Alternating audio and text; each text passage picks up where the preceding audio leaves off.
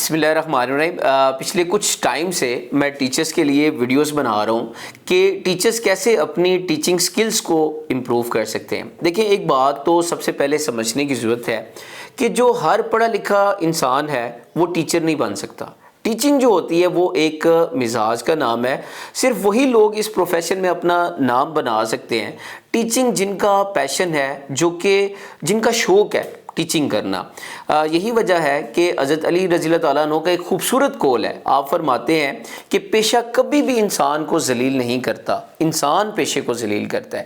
دیکھیں، جو پاکستان ہے اس میں کیونکہ جابز کی قلت ہے، ہر وہ لڑکا لڑکی جو کہ یونیورسٹی سے فری ہوتا ہے، کالج سے فری ہوتا ہے، تو اس کے پاس جاب نہیں ہوتی، تو ایک آپشن اس کے پاس ہوتا ہے کہ وہ ٹیچنگ کرے کسی اسکول کے اندر یا کالج کے اندر یا اکیڈمی کے اندر۔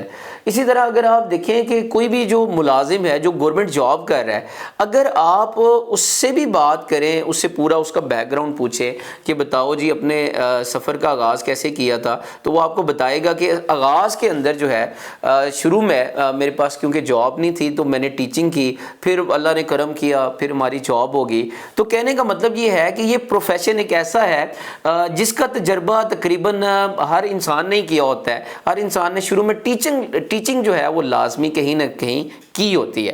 خیر، میں اپنے موضوع کی طرف آ جاتا ہوں۔ میری آج کی ویڈیو ان تمام ٹیچرز کے لیے ہے، ٹیچنگ جن کا پروفیشن ہے، وہ اس پروفیشن میں اپنا نام بنانا چاہتے ہیں لیکن ان کو آئیڈیاز نہیں ہوتے کہ وہ کیسے اپنی سکلز کو امپروو کر سکتے ہیں۔ سب سے پہلی بات تو ایک بات یاد رکھیے گا کہ جو ٹیچر کا دیا ہوا سبق ہے شاید وہ بھول جائے، لیکن جو ٹیچر کا رویہ ہوتا ہے وہ ہمیشہ یاد رہتا ہے۔ دیکھیں، جو ٹیچر ہے اس کے پاس دو رویے ہیں۔ ایک رویہ تو یہ ہے کہ وہ کیا کرے کہ وہ اپنے جو اسٹوڈنٹس ہوتے ہیں ان کے اوپر تنقید کرے، ان کو ٹونٹ کرے، انہیں کہے جی تم نالائق ہو، تم نے اپنی شکل دیکھی ہے، تم پڑھ نہیں سکتے ہو۔ یہ رویہ جب بھی ہوگا کبھی بھی بچہ پڑھائی کی طرف راغب نہیں ہوگا اور وہ اپنے اس پروفیشن میں نام نہیں بنا پائے گا۔ دوسرا رویہ یہ ہے، وہ ہے حوصلہ افزائی، اپریشیٹ کرنا، بچوں کو اپریشیٹ کرنا۔ دیکھیں، جو بچے ہیں انہیں علم نہیں ہے، انہیں کسی چیز کا پتہ نہیں ہے، وہ اگر پتہ نہیں ہے اسی وجہ سے وہ آپ کے پاس پڑھنے آئے، آپ صاحب علم ہیں۔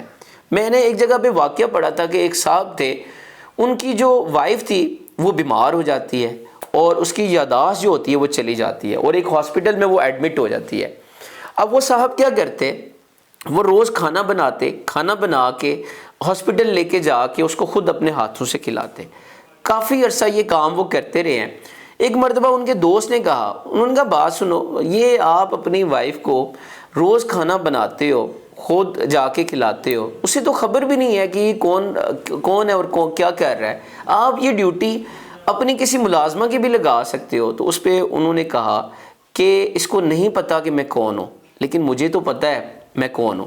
سو لہٰذا آپ سے بات کرنے کا مقصد یہ ہے کہ جو بچہ ہے وہ ناسمجھ ہے، وہ نادان ہے، اس کو نہیں پتا، وہ بھی شرارتی ہے، بعض اوقات اس کو پڑھنے کا دل نہیں کرتا، شرارت کرتا ہے، لیکن آپ کا ظرف بڑا ہونا چاہیے، آپ صاحب علم ہیں، آپ نے اس کو لے کے آنا ہے۔ سو پہلی بات کہ آپ اپنا جو رویہ ہے وہ اس کو آپ کو بہتر کرنا ہوگا، حوصلہ افزائی والا ایک ایٹیٹیوڈ اپنے اندر لانا ہوگا۔ دوسری بات یہ ہے کہ آپ بچوں کی تعریف کریں۔ دیکھیں، سب بچے جو ہوتے ہیں وہ ایک جیسے نہیں ہوتے، کچھ بچے لائق بھی ہوتے ہیں، کچھ نالائق ہوتے ہیں، کچھ شرارتی ہوتے ہیں۔ جو نالائق بچے ہوتے ہیں انہیں سب کے سامنے کلاس میں ان کی انسلٹ نہ کیا کریں، ان کو اکیلے میں سمجھا دیا کریں، ان کی عزت نفس کا خیال رکھا کریں۔ آپ جو کلاس کے اندر جو بچے نالائق ہوتے ہیں ان کو آسان ٹاسک دیا کریں، ان سے آسان سوال پوچھا کریں، انفرادی طور پہ ان کو توجہ دیا کریں۔ ہم جو ایک نیا ٹیچر ہوتا ہے اس کو وہ نہیں پتہ چلتا، جیسے کوئی بھی بندہ کسی کام میں نیا ہوتا ہے اس کو اس کی ڈیپتھ کا نہیں پتہ ہوتا، اسی طرح جو ٹیچر ہوتا ہے جب وہ نیا ہوتا ہے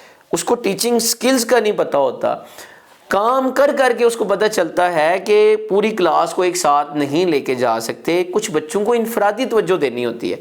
آپ کچھ عرصہ جب اس بچے کو انفرادی توجہ دیتے ہیں، بس ایک بار اس کو ٹریک پہ لانا ہوتا ہے، جب ٹریک پہ چل پڑا وہ بچہ پھر آگے چل پڑتا ہے۔ دوسری بات آپ نے یاد رکھنی ہے کہ بچوں کی تعریف کرنی ہے، بچوں کو شامل کرنا ہے، کلاس کے اندر شامل کرنا ہے۔ تیسری بات آپ یاد رکھیے گا کہ جو پڑھائی ہوتی ہے وہ کامیابی نہیں ہے، کامیابی کا ذریعہ ہے۔ آپ یہ دیکھیں کہ جب بھی انسان کے پاس کسی کام کو کرنے کا مقصد نہیں ہوتا نا، پھر وہ کام نہیں کرتا۔ جب تک بچے کے پاس پڑھائی کا مقصد نہیں ہوگا کہ میں یہ پڑھ رہا ہوں، میں کیوں پڑھ رہا ہوں، اس کا مجھے فائدہ کیا ہوگا، یہ چیز مجھے کہاں کہاں پہ کام آئے گی، وہ بچہ کبھی بھی پڑھائی کی طرف راغب نہیں ہوگا۔ آپ نے ایک سمپل سا ایک کام کرنا ہے کہ آپ اپنے ارد گرد میں آپ دیکھیں کچھ جو لوگ ہیں جو معزز شخصیت ہیں، کسی اچھی پوسٹ میں ہیں، پڑھے لکھے ہیں، آپ ان کو اپنے اسکول میں بلوائیں، اپنی کلاس میں لے کے جائیں، آپ انہیں بتائیں کہ یہ انسان پرسن جو تھے یہ انتہائی غریب ہوتے تھے، غریب گھرانے سے ان کا یہ بیک گراؤنڈ ہے، انہوں نے محنت کی، پڑھا، ان کی جاب ہو گئی، یہ آج ان کا جو لائف سٹائل ہے وہ چینج ہو گیا ہے، اس سے بچوں کو موٹیویشن ملے گی۔ اور چوتھا کام آپ نے یاد رکھنا ہے کہ دیکھیں کچھ بچے ایسے ہوتے ہیں جن کی سننے کی صلاحیت کم ہوتی ہے، ایسے بچوں کو آپ نے کیا کرنا ہے جی، وہ اپنے پاس بٹھانا ہے تاکہ ان تک آواز جائے۔ اسی طرح کچھ بچوں کی دیکھنے کی صلاحیت کم ہوتی ہے، آپ بینگ اے ٹیچر آپ کا یہ کام ہے کہ آپ اس کو وہاں پہ بٹھائیں جہاں پہ اس کو بورڈ صحیح نظر آ رہا ہو، اور ساتھ ہی ان بچوں کے پیرنٹس کو کال کر کے آپ ان کو بھی انفارم کریں کہ آپ کے بچے کے ساتھ یہ پرابلم ہے، اس کو جا کے کسی ڈاکٹر کو چیک کروائیں۔